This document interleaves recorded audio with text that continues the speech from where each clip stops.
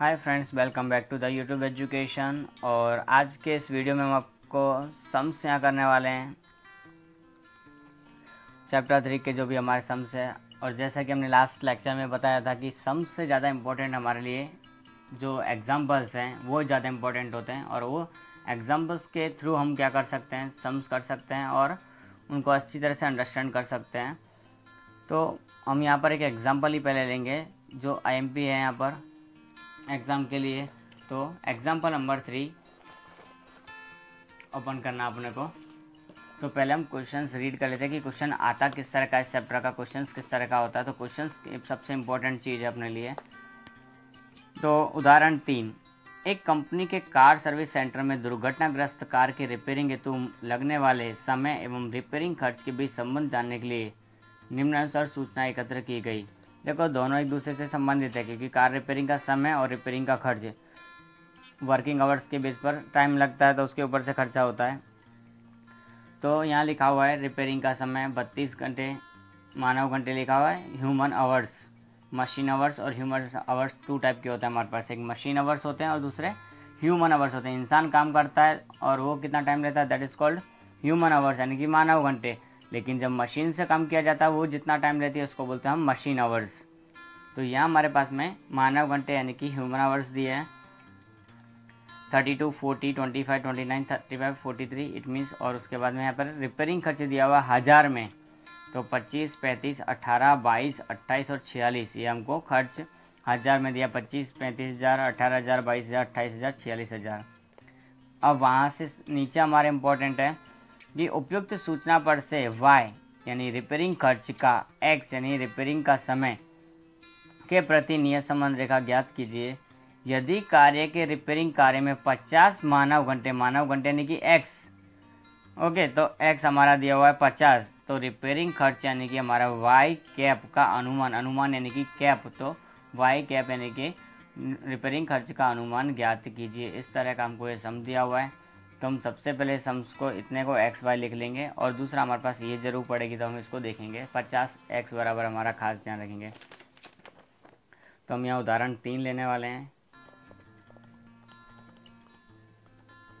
उदाहरण 3 के अंदर हमको लिखा हुआ है सबसे पहले ही x और y दो चीज़ दी है, तो हम एक्स वाई लिखेंगे। और x बराबर 50 घंटे हमको जो दिया हुआ है यहाँ पर 50 घंटे वो इम्पोर्टेंट है, तो वो हमने साइड में ऊपर लिख लिए हैं 50 घंटे।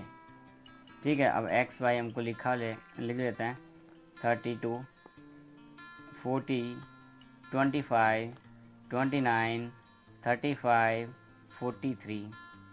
उसके बाद में हमको दिया हुआ 25, 35, 18, 22, 28 और 46 ये सूचना हमको दी गई है। इसके बाद की जानकारी हमारे कोई अभी काम की नहीं है। ऊपर जानकारी जो भी थी हमने ऊपर लिख ली है। x बराबर 50 घंटे, बाकी सब हमको खुद को कैलकुलेशंस करनी है। किस तरह से करनी है, तो सबसे पहले हम इसका टोटल करेंगे क्योंकि x बार और y बार हमारे लिए एक इम्पॉर्टेंट फैक्टर होता है सवाल करने के लिए। तो यहाँ पहले हम टोटल करेंगे 32 + 40 + 25 + 29 + 35 + 43, 204 हमारा इसका टोटल हुआ है। उसके बाद में 25 + 35 y का टोटल हम कर रहे हैं 18 + 22 + 28 + 46, यहाँ पर भी हमारा 174 टोटल हो रहा है। टोटल होने के तुरंत बाद हम पहले क्या निकालेंगे, x बार और y बार, क्योंकि हमारी मेथड कौन सी लगानी है वो डिपेंड करेगी x बार और y बार के ऊपर ही। तो हम पहले x बार और y बार यहाँ से निकालेंगे। तो सिग्मा x अपॉन n, तो 204 बटे n कितना है, 1 2 3 4 5 6 है, तो हम 6 से इसको डिवाइड करेंगे। 6 3 = 18 और 6 4 = 24, तो यहाँ पर हमको 34 मिलेगा। तो 34 हम यहाँ लिख देंगे, वो हमारा क्या हो जाएगा, x बार हो जाएगा। अब हम क्या निकालेंगे, y बार, सिग्मा y अपॉन n। 174 हमारा सिग्मा y आया, ये रहा, अपॉन 6, और यहाँ पर हमारे पास आया 29, 6 दूनी 12, 5 6 9 54, या फिर कैलकुलेटर में करना चाहते हो you can do that, divide by 6, 29 will be there. It means दोनों के दोनों एक्स बार और वाई बार हमारे कैसे पूर्णांक में हैं। अगर पूर्णांक में हो तो सूत्र कौन सा लगेगा हमारा, एक्स माइनस एक्स बार वाई माइनस वाई बार, एक्स माइनस एक्स बार वाई माइनस वाई बार दोनों का गुणाकार, और एक्स माइनस एक्स बार का होल स्क्वायर। या हमको y minus y bar square की ज़रूरत नहीं होती है, तो हमको उसको लगाना भी नहीं है। अब एक्स बार हमारा कितना आया 34, तो हम एक्स बार के ऊपर लिख देंगे 34।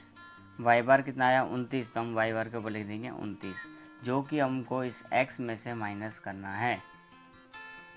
32 में से 34 गए तो हमारे पास बचते 2, 40 में से 34 गए तो बचते 6, 25 में से 34 गए तो बचते 9, 29 में से 34 गए तो बचते -5, और उसके बाद 35 में से 34 गए तो 1, और 43 में से 34 गए तो 9 बचेंगे हमारे पास यहाँ पर। 9 और 43 और 9, ये हमारा 0 ही होता है।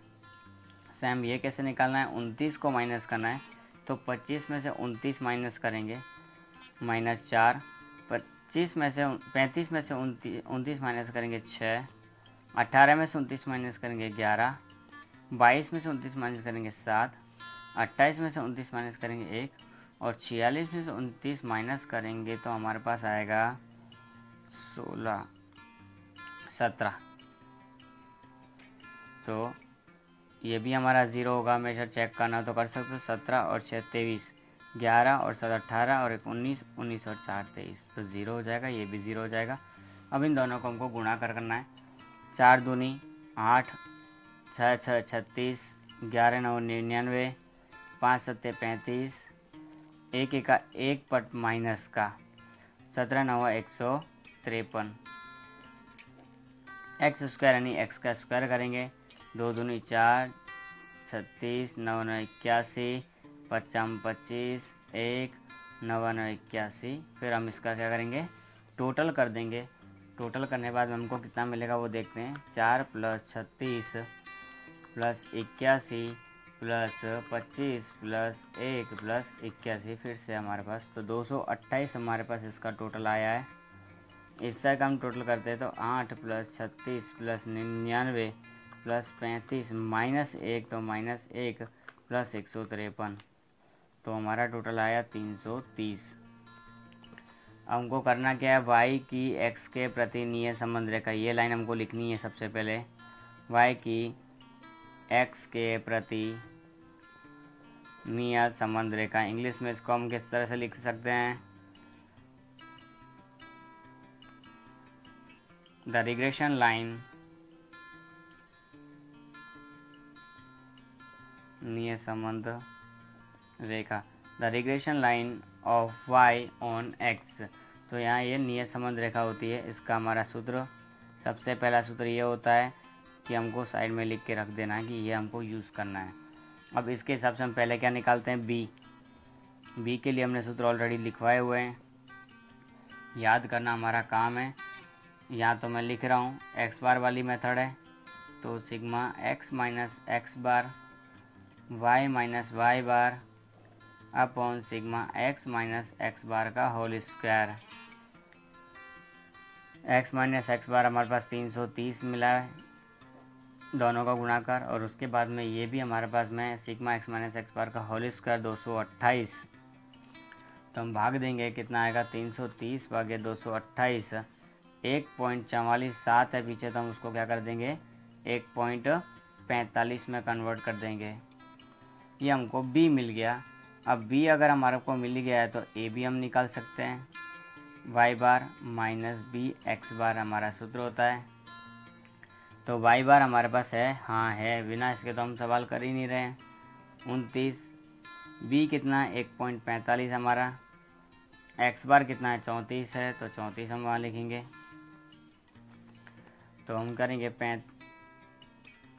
1.45 गुणा 34 सबसे पहले, तो 29 माइनस 49.3, माइनस हमको जो 29 करना है वो करेंगे, तो माइनस का 20.3 हमारे पास आएगा। ए है, बी मिल गया है, तो क्या हम वाई कैप नहीं निकाल सकते हैं? निकाल सकते हैं। तो हम y cap is equal to a plus b x, a की जगह -20.3, बी की जगह पर 1.45 और एक्स हमको दिया हुआ है सबसे ऊपर हमने लिखा था 50 घंटे लिखा था, 50 मानव घंटे की ज़रूरत पड़ती है, तो ये 50 मानव घंटे हमारे वो ही रहेंगे। ठीक है, तो ये 50, अब इन दोनों को हम पहले गुणा कर लेते हैं।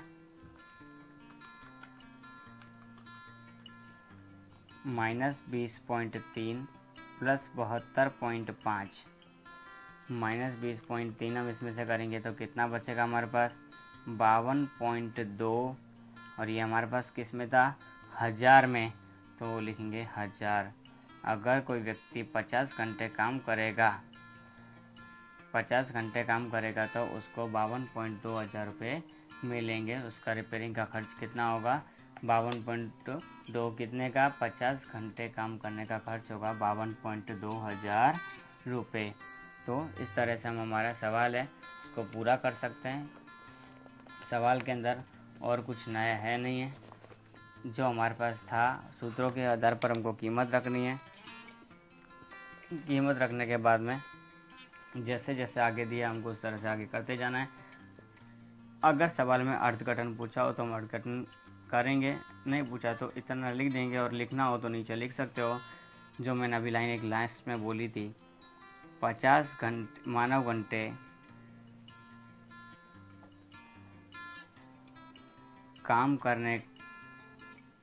करने पर 52.2 हज़ार रुपये का खर्चा होता है।